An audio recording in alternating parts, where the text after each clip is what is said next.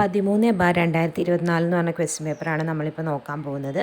First question, Kerala state sports കൗൺസിലിൻ്റെ ഇപ്പോഴത്തെ president ആര്?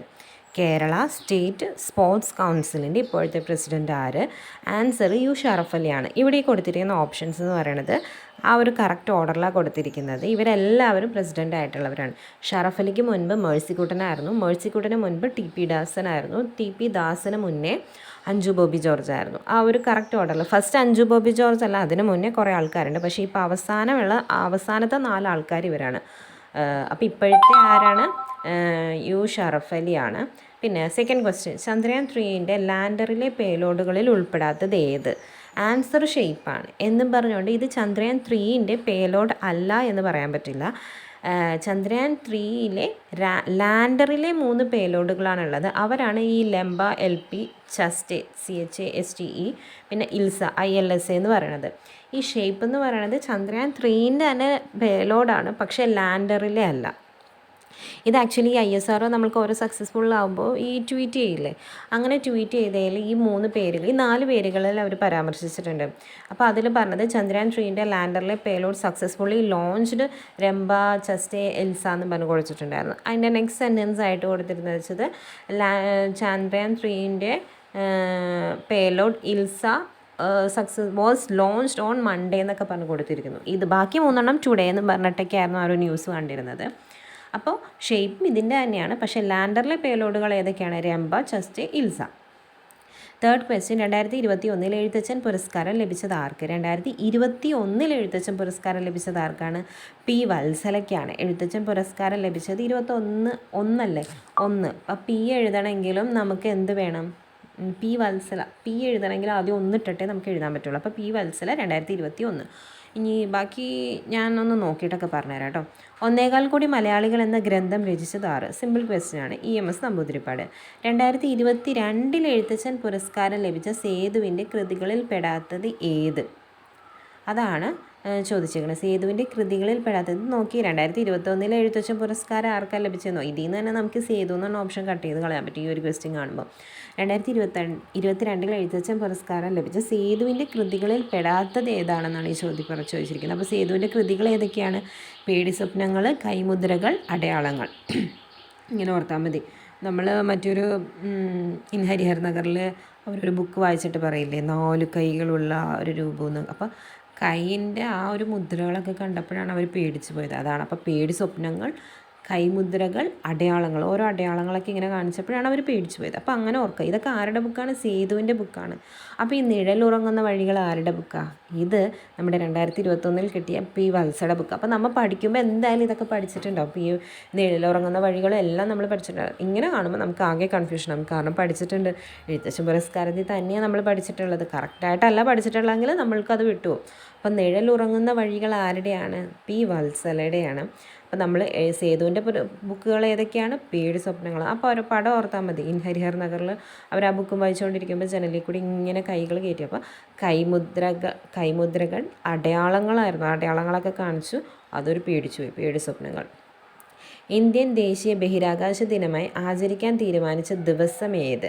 ഇതേതാ ദിവസം? ആഗസ്റ്റ് 23. ഇത് കുറേ നാളായിട്ടുള്ള ദിവസമൊന്നുമല്ല, ഇത് ഈ അടുത്ത് സംഭവിച്ചതാണ്. എന്തുകൊണ്ടാണ് ഇതിങ്ങനെ ഇന്ത്യൻ ദേശീയ ബഹിരാകാശ ദിനമായിട്ട് ആചരിക്കാൻ കാരണം?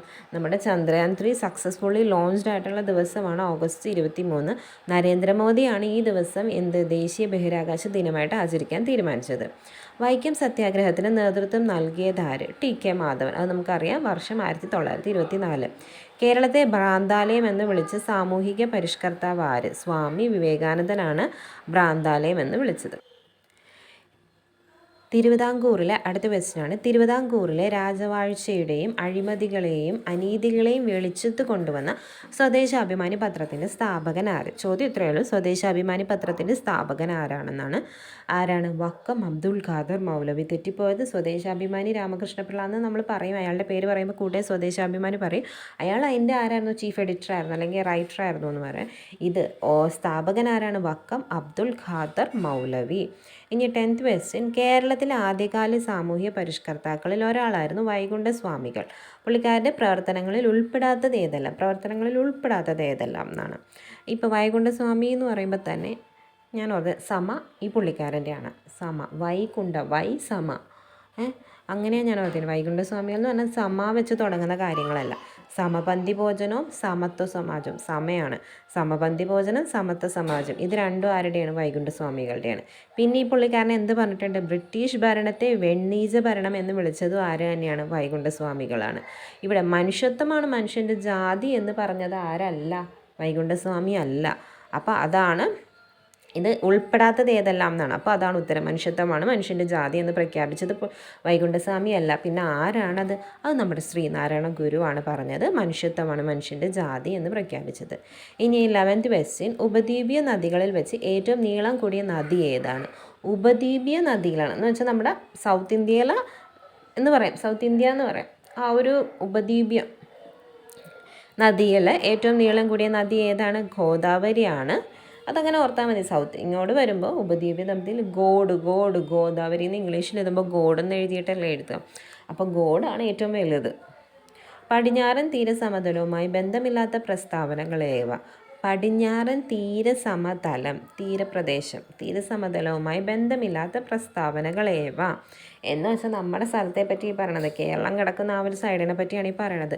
കായലുകളും അഴിമുഖങ്ങളും കാണപ്പെടുന്നു. ഉറപ്പാണ്, നമുക്ക് ഇഷ്ടംപോലെ കായലുകളുണ്ട്, അഴിമുഖങ്ങളും ഉണ്ട്.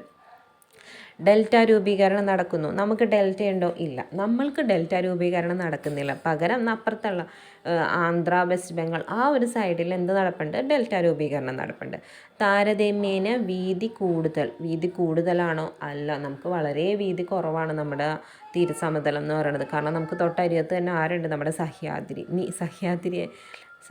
തന്നെയല്ലേ, സഹ്യപർവ്വതം, ഡൗട്ട്, നീലഗിരി എന്നൊക്കെ പറയില്ലേ, അതുണ്ട്. വെസ്റ്റേൺ ഗാറ്റ്സ് അല്ലേ? അതെ, സഹ്യാദ്രി അല്ലേ? എനിക്ക് ഡൗട്ടാണ്. നീലഗിരി പുള്ളിക്കാരൻ മലയൊക്കെ ഉള്ളതാണ്. നമ്മുടെ തീരപ്രദേശം എന്ന് പറയുന്നത് തീരസമുദ്രം എന്നുള്ളത് വളരെ ചെറുതാണ് മറ്റേവരെ അപേക്ഷിച്ച്, അപ്പുറത്ത് കിടക്കുന്നവരെ അപേക്ഷിച്ച്, ഈസ്റ്റേണിനെ അപേക്ഷിച്ച്. അറബിക്കടലിനും പശ്ചിമഘട്ടത്തിനും ഇടയിൽ സ്ഥിതി ചെയ്യുന്നു. കറക്റ്റാണത്. അപ്പോൾ ശരിയായത് ബന്ധമില്ലാത്ത പ്രസ്താവനകൾ. അപ്പോൾ ഡെൽറ്റ രൂപീകരണം നടക്കുന്നില്ല, താരതമ്യേന വീതി കൂടുതലല്ല, നമുക്ക് വീതി കുറവാണ്. ഇന്ത്യൻ റെയിൽവേ ഗതാഗതം ആരംഭിച്ച വർഷം? ഇന്ത്യയിൽ റെയിൽവേ ഗതാഗതം ആരംഭിച്ച വർഷം ഏതാണ്? 1853 റെയിൽവേ ഗതാഗതം ആരംഭിച്ചത്. 1853. ഇന്ത്യയിലെ ഏറ്റവും വലിയ കൽക്കരിപ്പാടം ഏത്? ഏറ്റവും വലിയ കൽക്കരിപ്പാടം ഏതാണ്? ജാറിയ. റെയിൽവേ ഗതാഗതം ആരംഭിച്ചത് 1853. അതിൻ്റെ ആ റൂട്ട് ഏതായിരുന്നു? ബേപ്പൂർ, തിരൂർ ബേപ്പൂർ നമ്മുടെ കേരളത്തിനെയാണ്. ബോംബെ ടു താനെ വരെയായിരുന്നു ഫസ്റ്റത്തെ റൂട്ട് എന്ന് പറയുന്നത്. ഇന്ത്യയിലെ ഏറ്റവും വലിയ കൽക്കരിപ്പാടം ഏത് എന്നാണ് ചോദ്യം. ആൻസർ ജാറിയാണ്. ഏറ്റവും വലിയ കൽക്കരിപ്പാടം. നമുക്കിങ്ങനെ കൽക്കരി ഇങ്ങനെ ഓർത്താൽ അത് ജാറിൽ ഇങ്ങനെ കോരി എടുക്കാൻ പറ്റും. അപ്പോൾ ഈ ഡിഗ് ബോയ് എന്താണ്? ഇത് രണ്ടുമാണ് ഓപ്ഷൻസ് ആയിട്ട് വരുന്നത്. ഡിഗ് ബോയ് എന്താണ്? ഡിഗ് ബോയ് എന്ന് പറയുന്നത് ഫസ്റ്റ് ഡിഗ് ചെയ്ത സ്ഥലമാണ്. ഫസ്റ്റത്തെ സ്ഥലമാണ് ഡിഗ് ബോയ് എന്ന് പറയുന്നത്. ജാറി എന്താണ്? ഏറ്റവും വലുതാണ്. 1959 ജർമ്മൻ സാങ്കേതിക സഹായത്തോടുകൂടി ഇന്ത്യയിൽ സ്ഥാപിക്കപ്പെട്ട ഇരുമ്പുരുക്ക് ശാല. ജർമ്മൻ സാങ്കേതിക സഹായം. അപ്പം ഞാൻ പഠിച്ചിരിക്കുന്നത് അങ്ങനെ, റോഗ് എന്നാണ് ജർമ്മൻ. റൂർക്കല, റോർക്കല, ഒഡീഷ, ജർമ്മനി. ഒഡീഷയിലാണ് റൂർക്കല ഉള്ളത്, ജർമ്മനിയുടെ സഹായത്തോടു കൂടിയാണ്. ഇനി ബിലായും ബൊക്കാറോം, ബാവ് സൗണ്ട് വന്നതൊക്കെ റഷ്യയാണ്. ദുർഗാപൂർ ബ്രിട്ടനാണ്. ഈ ദുർഗാപൂജയൊക്കെ നടക്കുന്നത് മെയിനായിട്ട് വെസ്റ്റ് ബംഗാളിലാണെന്ന് ഓർക്കുക. അപ്പോൾ അവിടെയാണ് ദുർഗാപൂർ ഉള്ളത്. ബിലായി ഛത്തീസ്ഗഡിലാണ്. ബൊക്കാറോ ജാർഖണ്ഡാണ്. ബിലായി ഛത്തീസ്ഗഡ്. നമ്മുടെ ബായ് ചത്ത് കിടക്കണ പോലെ എന്നൊക്കെ ഇങ്ങനെ ഓർക്കും. ബായ് ചത്ത് കിടക്കണത്, ബാബ വന്നതെല്ലാം റഷ്യയാണ്. അങ്ങനെയൊക്കെ ഞാൻ ഓർത്തിരിക്കുന്നത് കേട്ടോ. കരിമ്പ് ഉൽപ്പാദനത്തിൽ 1-ാം സ്ഥാനത്തുള്ള ഇന്ത്യൻ സംസ്ഥാനം ഏത്? കരിമ്പിൻ്റെ ഉൽപ്പാദനത്തിൽ 1-ാം സ്ഥാനത്തുള്ള ഇന്ത്യൻ സംസ്ഥാനം ഏത്? ഉത്തർപ്രദേശ്. ഇതിൻ്റെ ഒരു കാര്യം ശ്രദ്ധിക്കുക. പക്ഷേ ഇപ്പോഴത്തെ ഡാറ്റ അനുസരിച്ച് മഹാരാഷ്ട്രയ്ക്കാണ്. കരിമ്പാണെങ്കിലും പഞ്ചസാരയാണെങ്കിലും മഹാരാഷ്ട്രയാണ് 1-ാം സ്ഥാനത്തിരിക്കുന്നത്. പിന്നെ ഭാഗ്യത്തിന് നമ്മുടെ ഈ ഓപ്ഷൻസിൽ മഹാരാഷ്ട്ര ഇല്ല. അപ്പം നമുക്ക് എന്തായാലും ഉറപ്പായിട്ട് ഉത്തർപ്രദേശ് എഴുതാം. പഴയ ഡാറ്റ അനുസരിച്ചാണ് ഈ ഉത്തർപ്രദേശ്, ഇപ്പം മഹാരാഷ്ട്രയാണ്. കേരളത്തിൽ കൊല്ലം മുതൽ കോട്ടപ്പുറം വരെയുള്ള പശ്ചിമ തീര കനാൽ ഏത് ദേശീയ ജലപാതയിൽ ഉൾപ്പെടുന്നു? ഒന്നുമില്ല, കൊല്ലം കോട്ടപ്പുറം 3. ഈ എഴുതുമ്പോൾ നമ്മൾ എഴുതാൻ പഠിക്കുമ്പോഴല്ല, നമ്മൾ എഴുതി ശീലിച്ച് കഴിയുമ്പോൾ എഴുതുന്നത് ഇങ്ങനെയാണ്. ഒരു 3 പോലെ ഇട്ടിട്ട് പിന്നെ ഇങ്ങനെ താഴെ കൂടി ഒരു ചെമ്പ് പോലെ വരച്ചാൽ മതി. വട്ടത്തിൽ ഇങ്ങനെ ഒരു സാധനം വരച്ചിട്ടാൽ മതി. അപ്പം നമുക്ക് കൊല്ലം കോട്ടപ്പുറം എന്ന് എഴുതുമ്പോൾ 2 കായാണ്. ആ 2 കായിലും ആദ്യം 3 എഴുതിയിട്ട് വേണം നമുക്ക്. അപ്പം നാഷണൽ വാട്ടർവേ 3 ആണ് കൊല്ലം കോട്ടപ്പുറം. അപ്പം നമ്മുടെ 1 ഏതാണ്? അലഹബാദ്, ഹാൽദിയ. അലഹബാദ് ഹാൽദിയാണ് 1. 2 ആണ് സാദിയ ദൂബ്രി. പിന്നെ അടുത്ത ക്വസ്റ്റ്യൻ, ഇന്ത്യയുമായി വടക്ക് പടിഞ്ഞാറ് അതിർത്തി പങ്കിടുന്ന രാജ്യം ഏത്? വടക്ക് പടിഞ്ഞാറ്, വടക്ക് എന്ന് പറയുമ്പോൾ നോർത്ത്, പടിഞ്ഞാറ് എന്ന് പറയുമ്പോൾ നമ്മുടെ സൈഡിൽ, നമ്മളൊക്കെ പടിഞ്ഞാറ് കിടക്കുന്നവരാണ്. പക്ഷേ നോർത്ത് എന്ന് പറയുമ്പോൾ നമ്മുടെ ഭാഗത്തോട്ട് വരില്ല, മേലെ വരുള്ളൂ. മേലെ കിടക്കുന്ന ഒരു സൈഡിലെ പോർഷൻ. അപ്പോൾ അവിടെ നോക്ക്, അവിടെ ആരൊക്കെയാണ് നമുക്ക് ഉള്ളത്? പാകിസ്ഥാനും അഫ്ഗാനിസ്ഥാനുമാണ് നമുക്ക് അവിടെ ഉള്ളത്. പക്ഷേ നമ്മുടെ ഓപ്ഷൻസിൽ പാകിസ്ഥാനില്ല. അപ്പോൾ ആൻസർ ഏതാണ്? അഫ്ഗാനിസ്ഥാൻ. യങ് ഇന്ത്യ എന്ന പത്രത്തിൻ്റെ സ്ഥാപകൻ ആര്? Young India ആരുടെയാണ്? യങ് ഇന്ത്യയും ഹരിജനും ആരുടെയാണ്? മഹാത്മാഗാന്ധിയുടെയാണ് യങ് ഇന്ത്യ ഹരിജൻ. അടുത്ത ക്വസ്റ്റ്യൻ, പാരമ്പര്യേതര ഊർജ്ജ സ്രോതസ്സിൻ്റെ സവിശേഷത അല്ലാത്തത് ഏത്? പാരമ്പര്യേതര ഊർജ്ജ സ്രോതസ്സിൻ്റെ സവിശേഷത അത് ഏതാണ്? ഓപ്ഷൻസ് എന്താ? നമ്മൾ ഈ പെട്രോളിയം കാര്യങ്ങൾ എടുക്കും തോറും അത് കുറഞ്ഞുകൊണ്ടിരിക്കും, ശുഷ്കമായി കൊണ്ടിരിക്കുന്നു. മറ്റേതൊക്കെ ബാക്കിയൊക്കെ ഇപ്പോൾ solar energy, wind energy, light energy, മറ്റേ തിരമാല എന്നൊക്കെ ഉള്ളത് പുനഃസ്ഥാപന ശേഷിയുണ്ട്, ചിലവ് കുറവാണ്, പരിസ്ഥിതി പ്രശ്നങ്ങൾ ഉണ്ടാവാറില്ല. പക്ഷേ ഈ പ്രശ്നങ്ങളൊക്കെ ആർക്കുണ്ട്? പാരമ്പര്യേതരത്തിനുണ്ട്. അതാണെങ്കിൽ ശുഷ്കമായിക്കൊണ്ടിരിക്കുകയാണ്. ഇന്ത്യൻ ഭരണഘടനയിൽ 6 മുതൽ 14 വയസ്സ് വരെയുള്ള കുട്ടികൾക്ക് സൗജന്യവും നിർബന്ധിതവുമായ വിദ്യാഭ്യാസം മൗലിക അവകാശമാണ്. ഭരണഘടനയിൽ ഏത് അനുച്ഛേദമാണ് ഈ വിദ്യാഭ്യാസ അവകാശം ഉൾപ്പെടുത്തിയിട്ടുള്ളത്? ഏതാണ്? നമുക്കറിയാവുന്നതാണ്, ആർട്ടിക്കിൾ 21A ഇത് ഉൾപ്പെടുത്തിയിരിക്കുന്നത്. ഇന്ത്യൻ ഭരണഘടനയിൽ മൗലിക കർത്തവ്യങ്ങളെക്കുറിച്ച് പ്രതിപാദിക്കുന്നത് ഏത്? മൗലിക കർത്തവ്യങ്ങൾ, ഫണ്ടമെൻ്റൽ ഡ്യൂട്ടീസ് 4 കൂട്ടിച്ചേർത്തതാണ്. ഏത് അമെൻമെൻറ്റ് വഴി? 42ാം 42nd അമെൻമെൻറ്റ് മിനി കോൺസ്റ്റിറ്റ്യൂഷൻ വഴി കൂട്ടിച്ചേർത്തതാണ്. കൂട്ടിച്ചേർത്ത ആർട്ടിക്കിളിൻ്റെ കൂടെ എല്ലാം എന്താണ്ട് ഒരു ABCD എന്നൊക്കെ ഉണ്ടാവും. സോ 4Aയിലാണ് അത് കൂട്ടിച്ചേർത്തത്. ദേശീയ ഗാനമായ ജനഗണമന രചിച്ചതാര്? നമുക്കറിയാവുന്നതാണ്, രവീന്ദ്രനാഥ് ടാഗോർ. ദേശീയ ഗീതമായ വന്ദേമാതരം ആദ്യമായി പാടിയത് ഇന്ത്യൻ നാഷണൽ കോൺഗ്രസിൻ്റെ ഏത് സമ്മേളനത്തിലായിരുന്നു? കൽക്കത്ത കോൺഗ്രസ് സമ്മേളനത്തിലായിരുന്നു. വർഷം 1986 ആണെന്നാണ് എൻ്റെ ഓർമ്മ. വന്ദേമാതരം, ദേശീയഗീതമായ വന്ദേമാതരം പാടിയത് കൽക്കത്ത കോൺഗ്രസ് സമ്മേളനം. ദേശീയ പതാകയുടെ നീളവും വീതിയും തമ്മിലുള്ള അനുപാതം എത്രയാണ്? നീളം വീതി നമുക്കറിയാം, നീളമല്ലേ കൂടുതൽ, വീതി കുറവാണ്. അപ്പോൾ 3:2 ആണ് ആൻസർ. ഇനി ഇത് നേരെ മറിച്ച് വീതിയും നീളവും തമ്മിലുള്ള അനുപാതമാണെങ്കിൽ തിരിച്ച് പറയണം, 2:3 എന്ന് പറയണം. ദേശീയ മനുഷ്യാവകാശ കമ്മീഷൻ നിലവിൽ വന്നത് ഏത് വർഷത്തിൽ? മനുഷ്യാവകാശം വന്നത് ഏത് വർഷത്തിലാണ്? ഇത് ഞാൻ പഠിച്ചിരിക്കുന്നത് 1993 അല്ലേ? എൻ്റെ ജനനവർഷം, ഡേറ്റ് ഓഫ് ബർത്ത് 1992 ആണ് ഞാൻ. അപ്പം ഞാൻ വന്ന് പിറ്റേ വർഷം തന്നെ അവരെന്ത് ചെയ്യാൻ തുടങ്ങി? മനുഷ്യാവകാശമൊക്കെ കൊണ്ടുപോയി. കാരണം ഞാനൊരു വലിയൊരു മനുഷ്യനായിരുന്നു, എൻ്റെ അവകാശങ്ങളൊക്കെ വേണമായിരുന്നു. അപ്പോൾ അത് ദേശീയ മനുഷ്യാവകാശ കമ്മീഷൻ നിലവിൽ വന്നത് 1993 ഒക്ടോബർ 12 ഒക്ടോബർ 12 ഇങ്ങനെ ഓർത്താൽ മതി. ഒക്ടോബർ, എഴുതണം 0 അല്ലേ, 12 എന്ന് പറയുമ്പോൾ 1 2, അപ്പോൾ 1993. അപ്പോൾ അങ്ങനെ 0 1 2 3 എടുത്ത് നമ്മൾ ഫ്രണ്ടിൽ ഇട്ടേക്കുന്നു എന്ന് ഓർത്താൽ മതി. 1993 0 മീൻസ് ഒക്ടോബറിൻ്റെ ആണ് 0 എന്ന് പറയുന്നത് 1 2. ഇന്ത്യയിൽ വിവരാവകാശ നിയമം നിലവിൽ വന്നത് ഏത് വർഷത്തിൽ? വിവരാവകാശ നിയമം, മനുഷ്യൻ്റെ അവകാശമൊക്കെ കിട്ടിക്കഴിഞ്ഞാലല്ലേ പിന്നെ അവന് വിവരമൊക്കെ വെക്കുകയുള്ളൂ. അപ്പോൾ വിവരാവകാശ നിയമം വന്നത് 2005 ഒക്ടോബർ 12. അതും ഒരു ഒക്ടോബർ 12 അത് പക്ഷേ എന്നാണ്? 2005, 2000-ലോട്ട് കടക്കേണ്ട വന്നു വിവരം കിട്ടാൻ. പിന്നെ ഇന്ത്യൻ ഭരണഘടനയിൽ ജീവിക്കുന്നതിനും വ്യക്തി സ്വാതന്ത്ര്യത്തിനുമുള്ള അവകാശത്തെപ്പറ്റി പ്രതിപാദിക്കുന്ന അനുച്ഛേദം ഏത്? ഈ ആർട്ടിക്കിൾ 21ഉം 22ഉം തമ്മിൽ എനിക്ക് എപ്പോഴും മാർക്കും. അങ്ങനെയുള്ള ഒരു ക്വസ്റ്റ്യനാണിത്. ഇന്ത്യൻ ഭരണഘടനയിൽ ജീവിക്കുന്നതിനും വ്യക്തി സ്വാതന്ത്ര്യത്തിനുമുള്ള അവകാശത്തെപ്പറ്റി പ്രതിപാദിക്കുന്ന അനുച്ഛേദം ഏതാണ്? ആർട്ടിക്കിൾ 21 ആണ്. ഇതിൻ്റെ കൂടെ കൂട്ടിച്ചേർത്തതാണ്. ഇങ്ങനെ ജീവിക്കാനും വ്യക്തി സ്വാതന്ത്ര്യവും മാത്രം പോരാ, കൂടെ എന്തും വേണം, പഠിപ്പും കൂടി വേണം. അപ്പോൾ ഇതിൻ്റെ കൂടെ എന്ത് ചേർത്തു? ആർട്ടിക്കിൾ 21A കിട്ടി. ഇപ്പം അങ്ങനെ ഓർത്താൽ മതി, ജീവിക്കാനും സ്വാതന്ത്ര്യം വേണം. മലാല യൂസഫ്സായിക്ക് ഇതൊന്നും ഉണ്ടായില്ല, ജീവിക്കാനുള്ള അവകാശവും കിട്ടിയില്ല, വ്യക്തി സ്വാതന്ത്ര്യവും ഉണ്ടായില്ല. അങ്ങനെ വെടിവെച്ചു. പക്ഷെ പുള്ളിക്കാരെ അതിൽ നിന്നെല്ലാം നേടി വന്നിട്ട് എന്ത് ചെയ്തു? വിദ്യാഭ്യാസത്തിന് വേണ്ടി പ്രയത്നിച്ചു. അപ്പോൾ അങ്ങനെ ഓർത്താൽ മതി. 21 അതിൻ്റെ കൂടെ കൂട്ടിച്ചേർത്തു. ദേശീയ മുദ്രയുടെ ചുവട്ടിൽ ആലേഖനം ചെയ്തിരിക്കുന്ന സത്യമേവ ജയതേ എന്ന വാക്യം ഏത് ലിപിയിലാണ് എഴുതിയിരിക്കുന്നത്? ഏത് ലിപിയാണ്? ദേവനാഗരി ലിപി. നമ്മൾ വേറെ ലിപിയൊന്നും അങ്ങനെ പഠിക്കുന്നില്ല, സോ ദേവനാഗരി ലിപി. താഴെ പറയുന്നവൽ ഇന്ത്യയുടെ ദേശീയ മൃഗം ഏത്? കടുവ. നമുക്കറിയാവുന്നതാണ്. ഇന്ത്യൻ നാഷണൽ കോൺഗ്രസ് ഗാന്ധിജിയുടെ നേതൃത്വത്തിൽ നടത്തിയ അവസാനത്തെ ബഹുജന സമ്മേളനം ഏതാണെന്നാണ് ചോദ്യം. Quit India. ക്വിറ്റ് ഇന്ത്യയോടുകൂടി ഗാന്ധിജി പണി നിർത്തിയെന്ന് തോന്നുന്നു. INCയും ഗാന്ധിജിയും കൂടി കൂടിച്ചേർത്ത്, ഇതിൻ്റെ തന്നെ INCയും ഗാന്ധിജിയും കൂടി കൂടിച്ചേർത്ത് ഫസ്റ്റത്തെയും ചോദിക്കാറുണ്ട്. എനിക്കിപ്പോൾ സത്യം പറഞ്ഞാൽ കൺഫ്യൂഷനാണ്, അതുകൊണ്ട് ഞാൻ പറയുന്നില്ല. അപ്പോൾ INC പ്ലസ് ഗാന്ധിജി ലാസ്റ്റ് ചോദിച്ചാൽ ഏത് പറയണം? ക്വിറ്റ് ഇന്ത്യ സമരം പറയണം. ഇന്ത്യൻ സ്വാതന്ത്ര്യ സമര ചരിത്രത്തിലെ ഗോത്ര കലാപങ്ങളിലെ കുറിച്യ കലാപത്തിന് നേതൃത്വം നൽകിയത് ആരാണ്? രാമൻ നമ്പി. ഞാനിങ്ങനെ കുറിയ രാമൻ എന്നാണ് ഞാൻ പഠിച്ചിരിക്കുന്നത്. കുറിയ രാമൻ നമ്പി. കുഞ്ഞിതായിരുന്നു രാമൻ നമ്പി. കുറിഞ്ഞ് ഒരു കുറി എന്താ ചെറുതിനെ പറയില്ല നമ്മൾ, കുറവ് അങ്ങനെ എന്തോ ഒരു. അപ്പം ഞാൻ കുറിയ രാമൻ നമ്പി എന്നാണ് പഠിച്ചു വെച്ചതെന്ന് വെച്ചാൽ കുറിച്യ കലാപത്തിന് രാമൻ നമ്പി. ദേശീയ കാഴ്ചപ്പാടോടുകൂടി പത്രങ്ങൾക്ക് തുടക്കം കുറിച്ച വ്യക്തി ആരാണ്? രാജാറാം മോഹൻ റോയ്. ഈ സമ്പാദ് കൗമുദിയൊക്കെ പുള്ളിക്കാരൻ്റെ പത്രമാണ്. പിന്നെ മിറാത്തുൽ അക്ബറാണോ അങ്ങനെ ഏതൊക്കെയോ പുള്ളിക്കാരൻ്റെയാണ്. സമ്പാദ് കൗമുദി ഏത് ഭാഷയിലായിരുന്നു? ബംഗാളി ഭാഷയിലായിരുന്നു സമ്പാദ് കൗമുദി. 2023 ഇന്ത്യ അധ്യക്ഷസ്ഥാനം വഹിച്ച G20 2024 അധ്യക്ഷസ്ഥാനം വഹിക്കാൻ പോകുന്ന രാജ്യം ഏതാണ്? ബ്രസീൽ. 2023 22 ഇന്തോനേഷ്യയായിരുന്നു. ഇന്തോനേഷ്യയിൽ നിന്ന് നമ്മൾ മേടിച്ചു. 23 ഇന്ത്യ മേടിച്ചു. ഇന്ത്യയിൽ നിന്ന് ആര് കൊണ്ടുപോയി? ബ്രസീൽ കൊണ്ടുപോയി. ഈ ബ്രസീലിൽ നിന്ന് ആരാ മേടിക്കാൻ പോകുന്നതെന്ന് അറിയാമോ? 25 സൗത്ത് ആഫ്രിക്കയാണ്. ഇനി അടുത്ത ക്വസ്റ്റ്യൻ. അന്തർദേശീയ സാഹോദര്യത്തിന് ഊന്നൽ നൽകാൻ ലക്ഷ്യമിട്ട് രവീന്ദ്രനാഥ് ടാഗോർ സ്ഥാപിച്ച സർവകലാശാല. അപ്പോൾ വിശ്വഭാരതി ആരുടെ സഹോദരിയായിരുന്നു എന്ന് ഓർത്താൽ മതി? ടാഗോറിൻ്റെ സഹോദരിയായിരുന്നു. ടാഗോറിൻ്റെ തന്നെ ഒരു ബുക്കിൻ്റെ പേരില്ല, വിശ്വഭാരതി എന്ന് അങ്ങനെ എന്തോ.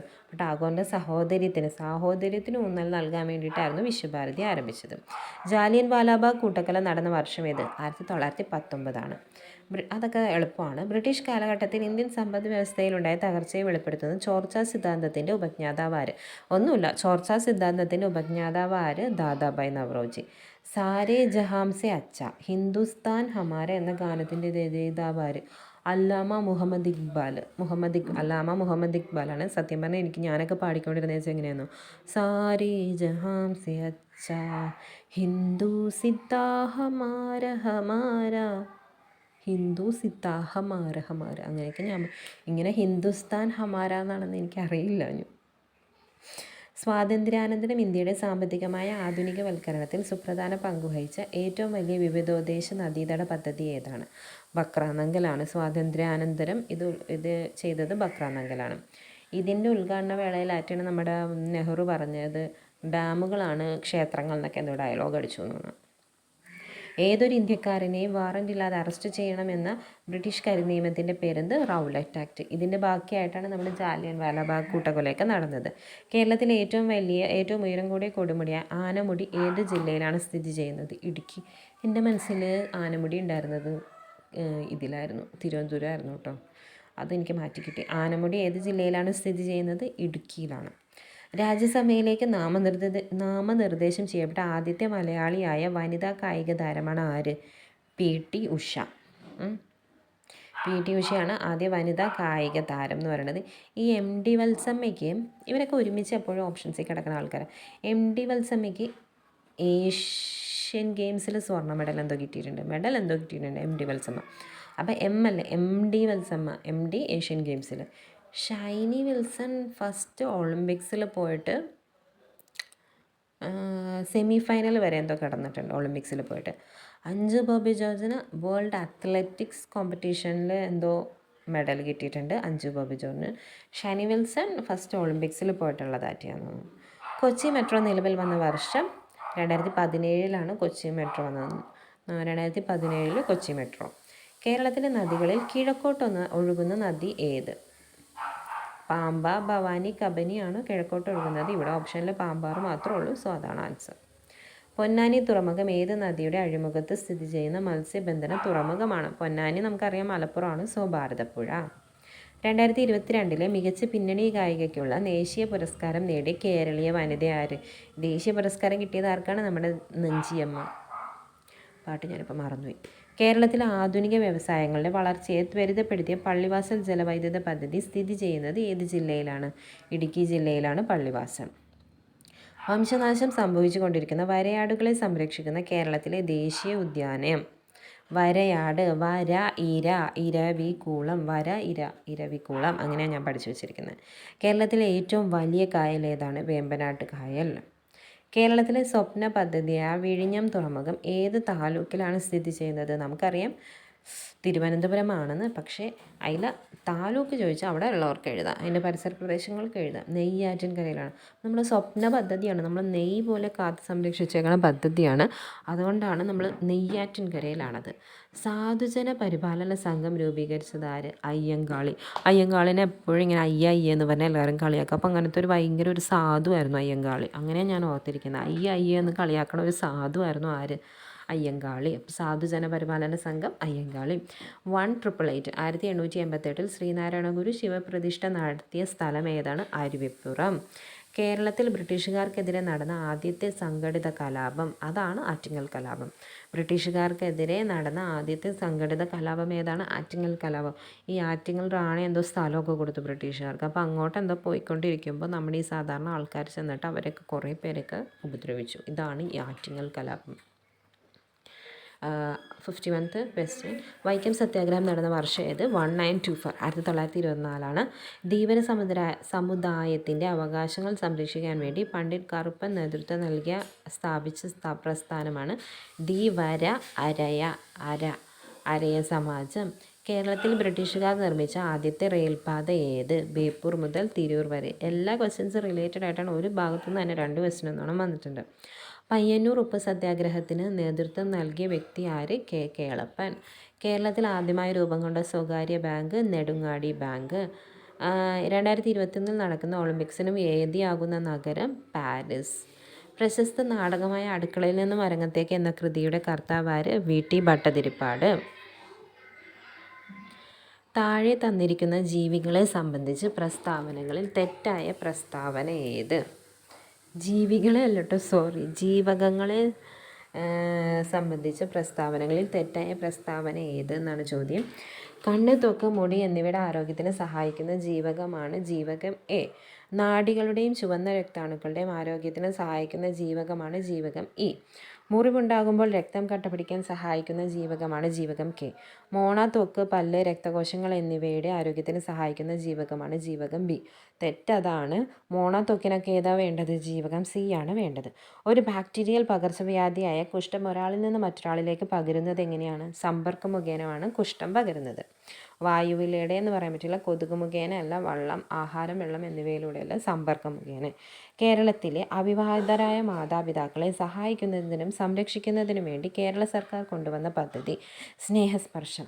നമുക്കറിയാം അവിവാഹിതരായ മാതാക്കളെ എന്ന് വെച്ചാൽ കല്യാണം കഴിക്കാണ്ട് തന്നെ മാതാവായി. അതെങ്ങനെയാണ്?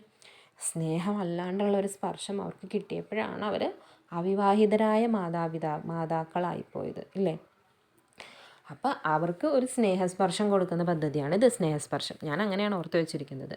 രോഗാണുക്കളെ വിഴുങ്ങി നശിപ്പിക്കുന്ന പ്രവർത്തനമാണ് ഫാഗോസൈറ്റോസിസ്. ഈ പ്രവർത്തനം നടത്തുന്ന മനുഷ്യ ശരീരത്തിലെ രക്താണുക്കൾ ഏതെല്ലാം?